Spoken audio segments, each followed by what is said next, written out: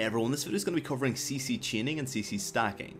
Now CC chaining is only done heavily in medium level play and perfectly done at high level play, and I find this is the difference between medium, low and high level players, just one of the major differences. The problem is some players forget or let their emotions get in the way of stacking abilities, just generally speaking. I'm going to show you how to properly do this with both your own champion and of course your team. First up, the basics. Below is CC stacking, pushing abilities together to make them ineffective. As you can see, CC is basically overlapping, hence stacking together. This is CC chaining, spreading out the abilities so no CC overlaps basically at all. So we basically have CC chaining over long periods of time, but none of them stacking on top of each other, so we get the most out of the ability. So now we know the basics, let's see how we do this correctly. How to not CC chain for solo play, the individual champion you're playing. Wrong CC stacking. So for example, my good friend Malvite will show you how it's incorrectly done. As you can see, I start the engagement with Unstoppable Force, nothing similar there. As soon as it hits, I use my E. Now, I've just used an attack speed debuff on a champion who's in the air. Now, I know a lot of players are going to get a light bulb in their head and go, oh damn, I do that sometimes, you're right. And I know, like, sometimes even I forget to do this, of course, every player does, but it's just something to keep a basic mind of. So, basically, I've used the E immediately as soon as I hit the ultimate, and they're in the air, they're not able to auto-attack, so look how much of the timer I've just wasted before they even hit the ground. They're in the air with an attack speed debuff, and I'm wasting down that all-important attack speed debuff timer. It's quite a little bit, and of course this can actually literally make or break team fights. If you use this just before they land, you can win a team fight off it. If you use it at the start, you lose half its duration, hence making it half as effective. After hitting my E, I immediately use my Q on the target, a movement speed slow. So once again, look at me, I'm slowing the movement speed of a target who's in the air and can't really move anyway. So once again, this is stacking. It's not really moving it out and it's ineffective because you're slowed when in the air, so what's the point? Once again, look how much I've wasted in this ability. It's a lot of wasted time and it could have been used a little bit better. So together I've wasted time with my EQ. This is CC stacking and I see the rare diamond doing this, some platinums, a good few golds, and basically every single player below that generally has a lot of problems with this, and most of them, the vast majority, just use all their CC in one go and they don't really take too much prevalence upon it. I do see the odd exception of course, but it's pretty rare to see. They stack, you shouldn't stack CC. The right way, CC chaining. So how can this be done better? First up, we use Unstoppable Force for the engage, very simple. So while I'm there and coming down, I wait literally just a couple of milliseconds before they hit the ground to use my E. So as you can see, they're in the air, they're coming down, and just before they hit that ground, E. So that basically means, although I do waste a couple of milliseconds of the E, it means even if they basically try to get away, it would be debuffed regardless. Look how much time it's lasting and how effective and how long the timer is at normal speed now. It's just so much better. After I've used my E, as soon as they land and taken their first step, I use my Q to slow them down. Look again at just how effective and how much timer is still left. See, beforehand we did lose quite a bit of the slow timer while they were in the air ineffectually. So basically what we're doing now is we're using the Q as soon as they make their first step, so they're slowed, and I'm chaining the CC along to make sure it basically affects them for the longest duration possible. Compare. So let's look at these slows. As you can see below, look at the difference basically. They're both set to the exact same very slow pace speed, so they're both at the same speed, don't worry.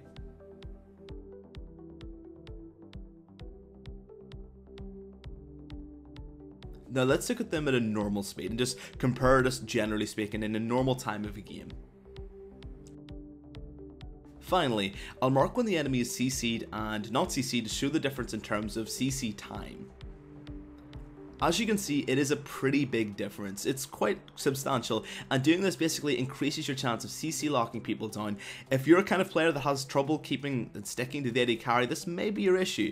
If you're having trouble basically locking someone down for any long period of time and they're basically getting away relatively easily even though you're using all your CC, this once again is probably your issue.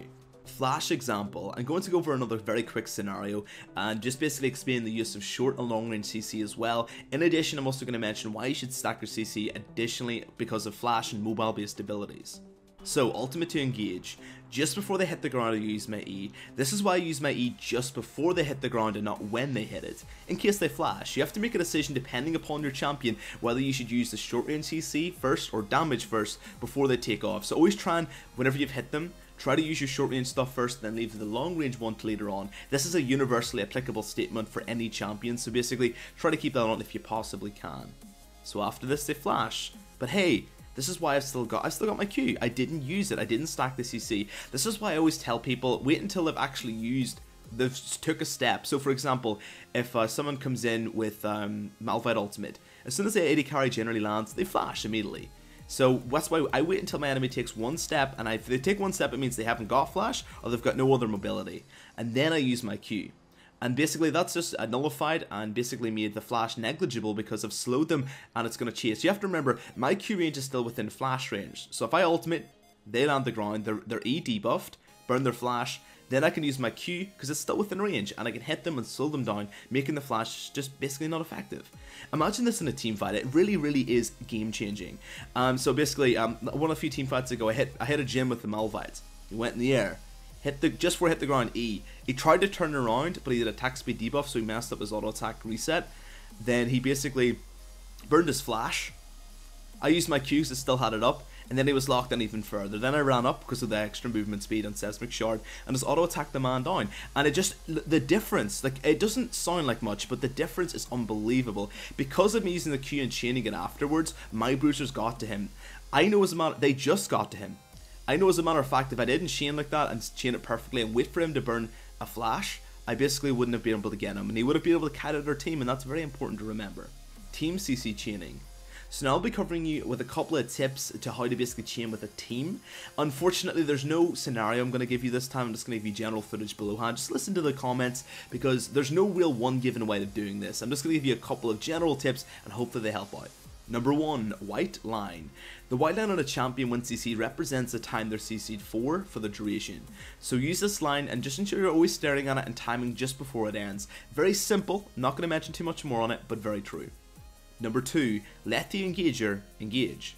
If your Thresh, for example, lands a hook, let him basically get the full use out of the Q stun, and then his E. And after that, pump out your CC. Try to avoid CC stacking when it's obvious the engager's coming in and they're going to use their CC. Number 3, CC combos. Similar to before, if you know a champion's got a CC combo, let them use the combo before you throw out theirs. Malphite's a perfect example. He's going to knock up, he's going to E, and then he's going to Q. Wait until all those CCs are done, then apply yours afterwards to make it last a little bit longer. Number 4, keep an eye out. This is probably the biggest tip. If you see Taric stun going for an enemy, don't use your CC. If you see a kill Q traveling, don't use your CC. You see an Ahri Charm that's about to land and a Mumu Banish Toss is about to connect, you know, wait up your CC until their CC is over, then go on. Keeping an eye out for people or having basically a sixth sense and when someone's going to use CC is probably the best way of chaining overall. Generally, I try to save my CC to the middle late end of a fight because I know people will stack quite heavily. So I basically try to hold it off a little bit more. Although if you're making a pick, you can throw this out, which I will mention in Number 5, picks. When you make a pick, throw everything out and don't risk CC chaining. There are some scenarios where basically CC stacking can cost you a kill. And now, it's up to you to know when. Most of the time, 80-90% of the time, you should be chaining. But basically, if you've made a pick, especially mid to late game on someone valuable like the AD carry, throw caution to the wind, throw everything out of that and kill them. So if Morgana mid to late game gets a dark binding on an AD carry, go on it. It doesn't matter. Kill her with no reserve. But if in the laning phase she gets a binding, wait till her binding's over, then CC them. Number 6, patience. Overall, be patient and have good timing. This is the difference between a good and a bad player. The ability to calmly let your allies throw everything out and then time your CC in the lull between CC not being used so you're not stacking your abilities is the mark of a good player and a patient player. Patience is key in this, and just make sure, I know a lot of these guys know this and I understand that it's very, very true, but overall, just make sure you keep a massive mindful eye out on this, especially if your champion's got chainable CC. Just really, really important stuff. I know this is a very simple topic, but I felt I had to cover it because so many people just, you know, they just don't do it. They just don't know how to chain CC at all, and it's a little bit disappointing. So basically, I hope this helps out, guys, and I hope basically now you're going to be one of those few players, the elites, that know how to basically chain CC and they're not stacking. And that's it for the video as well. Thank you very much for watching. I appreciate it. If you like it. Let's dislike it, dislike it. If you like the content, you can subscribe. And if you think it's horrible, I'm totally wrong, you can unsub. I'm totally fair. Also, share it for your friends, a CC stack for pretty much days. That could help them out maybe a little bit. I also stream at Twitch TV, guys. The link will be in the low bar. I bring educational and fun content. I would love to see you there. Beyond that, have a great day. Best of luck in the Rift. I'll see you guys next time.